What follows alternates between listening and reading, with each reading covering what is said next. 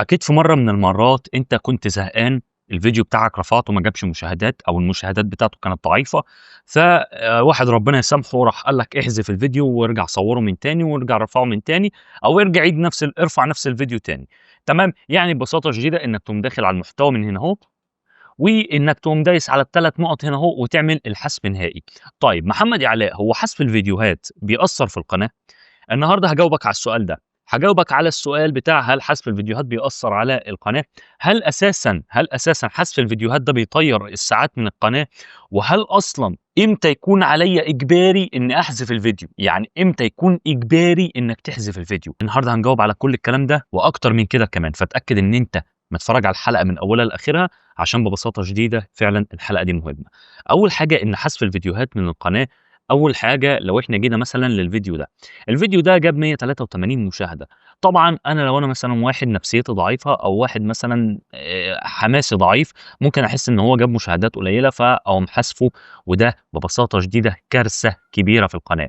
إنك تحذف فيديو من القناة ببساطة شديدة لو إحنا جينا دخلنا على الإحصائيات بتاعة الفيديو ده، الفيديو ده جايب 185 مشاهدة. أول حاجة 185 مشاهدة هيطيروا من مشاهدات القناة أو من إحصائيات القناة. الفيديو ده لو جاب لك 6 ساعات ببساطة شديدة ال6 ساعات هيتحذفوا من القناة. تمام؟ طبعًا المشتركين ما بيتحذفوش، أنت لو جاب لك 100,000 مشترك ال100,000 بيفضلوا، بس الساعات والمشاهدات بتتحذف. طيب دي مصيبة؟ طبعًا مصيبة. يوتيوب ببساطة شديدة لمّا يلاقي رتم الإحصائيات في قناتك نزل مرة واحدة، يعني مثلًا أنت كنت مثلًا جبت 1000 مشاهدة، لقى إن مرة واحدة نزل من عندك 200 مشاهدة، بالتالي ده بيدمر من رينك القناة. الخوارزميات ما بتبقاش عارفة تودّي الفيديو لمين، أو ببساطة شديدة مش عارفة إيه الخلل اللي حصل في القناة، فطبعًا ده بيأثّر عندك في المشاهدات، بيأثّر على كل حاجة. طب إيه الحل السلمي لحاجة زي كده؟ الحل السلمي لحاجة زي كده يعني مثلًا لو جيت لك في قناتي الأساسية، تعال نخش هنا أهو كده ونخش على يوتيوب ستوديو. الحل السلمي بقى في الحوار ده أنا باعمل إيه؟ أنت لو جيت دخلت قناتي، لو جيت دخلت مثلًا هنا القناة هتلاقي إن في 3 فيديوهات مرفوعة كفيديوهات كبيرة. طيب هل أنا رفعت 3 فيديوهات كبيرة بس؟ لأ، ده أنا رافع أكتر من 500 والّا 400 فيديو. طيب أُمّال أنت حذفتهم يا محمد؟ لأ ما حذفتهمش، أُمّال عملتهم إيه؟ عملتهم غير مُدرج. يعني إيه غير مُدرج الأول؟ ببساطة شديدة لمّا أنا باحوّل فيديو من عام لغير مُدرج، ده مش بيأثّر على القناة في حاجة. ليه؟ لإنه ببساطة شديدة هو لسه زي ما هو في اليوتيوب، بس الاقتراح هيُقف من على الفيديو ده بالتحديد، فمش هيأثّر على قناتي. طيب يعني مثلًا لو جينا دلوقتي على المحتوى ودخلنا على الفيديوز أهي، شايف عندي كام فيديو؟ شايف كتير، كتير هم أكتر من 400 فيديو، أنا بس عشان وقت الحلقة ما يطولش، بس بُص قد إيه، بُص قد إيه، أنا ممكن في صفحة تانية. تمام، في صفحة بُص، يعني بُص فيديوهات قد إيه بالهبل، بالهبل. طيب كل دول عملتهم غير مُدرج، كل دول عملتهم غير مُدرج. طيب محمد يا علاء، هو دلوقتي حل غير مُدرج ده حل سلمي؟ طبعًا، حل آمن وسلمي، وببساطة شديدة مش بيحذف لك المشاهدات الموجودة في القناة. يعني أنا دلوقتي لو أنا رُحت لإحصائيات القناة من هنا أهو، زي ما أنت ما شايف كده أهو قدّام حضرتك، وببساطة شديدة لو جيت دلوقتي على الإحصائيات ودخلت من هنا أهو، هتلاقي إن أنا جايب 17.700.000 مشاهدة، بالرغم من إني مش حازف الفيديوهات زي ما قُلت لك. طيب غير مُدرج ده معناه إيه؟ غير مُدرج ده ببساطة شديدة معناه إن ما حدش هيشوف الفيديو ده إلا اللي معاه الرابط بتاعه. يعني إحنا مثلًا لو دخلنا على فيديو من الفيديوهات اللي أنا عاملها غير مُدرج، تمام، هات لي مثلًا الفيديو ده. الفيديو ده ببساطة شديدة ما حدش هيقدر يشوفه غير لمّا يكون معاه الرابط ده، الرابط اللي هو ده يا باشا، فينه، أهو الرابط ده. الرابط ده لو معاك هتيجي تخش هنا أهو، هتشوف الفيديو عادي ما فيش مشكلة. تمام، فدي كانت الفكرة، دي كانت الفكرة. ده أأمن حل إن أنت بدل ما تحذف الفيديو تخلّيه غير مُدرج. تمام، بس بارجع واقولها لك، برضه هيأثّر على الإحصاءات بتاعة قناتك شئنا أم أبينا.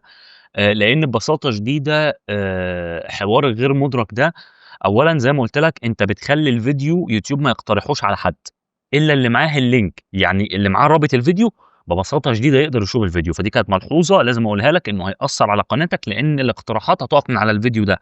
طيب محمد يا علاء قدّر أنا عندي مثلًا 200 فيديو، 100 فيديو، 300 فيديو، 600 فيديو، عايز مثلًا آخُدهم كلّهم مرّة واحدة، ويعني مثلًا لو أنا مثلًا معايا 40 فيديو دلوقتي، هل بقى هامشي عليهم واحد ورا التاني واخلّيهم غير مُدرج؟ لأ، تقدر تحدد من هنا أهو من كلمة الفيديو وتقوم دايس اختيار الكل.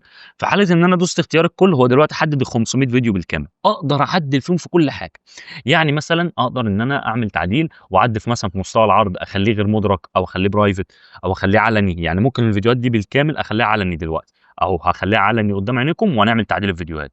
وبعد كده أدرك تبعات هذا الإجراء وأعمل تعديل الفيديوهات، هتلاقيهم كلّهم مرّة واحدة بقوا علني. يعني دلوقتي أنا عدّلت على 500 فيديو ببساطه دي خليتهم علني. طبعا الموضوع ده بياخد وقت، يعني ممكن ياخده في حدود 5 دقائق 6 دقائق، بس مش مشكله. انما انت لو انت فضلت تمشي فيديو تخليه علني، انت الموضوع ده ممكن يقعد معاك 7 ايام يعني. الموضوع فعلا رخم جدا يعني. يبقى انا كده كانت نصيحتي الاخويه ليكم: بلاش يا جماعه حذف الفيديوهات. حذف الفيديوهات بيدمر من لينك القناه، حذف الفيديوهات بيوقف من اقتراحات القناه، حذف الفيديوهات بيطير الساعات وبيطير المشاهدات اللي انت تعبت وانت بتجيبها. فعرفتك ان انت مثلا لو في فيديو مضايقك ومش عايزه يبان في قناتك، تقدر تحوله لغير مدرك. غير مدرك حل امن جدا وسهل وقوي. طب محمد يا علاء، امتى بقى يكون اجباري ان احذف الفيديو؟ يعني امتى اجباري عليا ان احذف الفيديو؟ خلاص ما فيش كلام تاني، لازم هيتحذف. لو في حاله ان جالك عليه انذار حقوق طبع ونشر، وانت جيت تقدم اعاده نظر، راحت الشركه رفضت اعاده النظر ده.